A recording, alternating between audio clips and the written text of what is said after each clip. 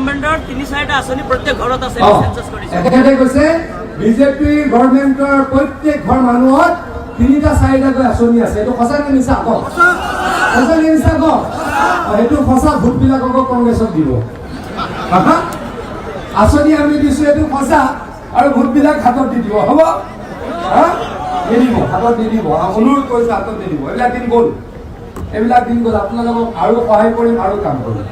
কিন্তু মই আকৌ কৈছো ভোট কম পালে গিয়েৰডাল অলপ বেক গিয়াৰ লাগি যায় ভোট কম পালে অলপ গিয়েৰডাল বেক গিয়াৰ লাগি যায় ভোট আৰু পাম বুলি আশা ৰাখিছো আমাৰ জিলা পৰিষদৰ সকলো আমাৰ সদস্য আঞ্চলিক পঞ্চায়তৰ সদস্য এইবাৰ আমাৰ ঢিঙত জিকিব আৰু হিমন্ত বিশ্ব শৰ্মা ডাঙৰীয়া এটা দৃঢ় বিশ্বাস আছে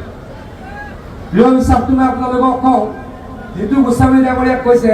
যে যিটো তুমি ঢিং ৰূপহী আৰু চামগুৰি সমানে মাতিব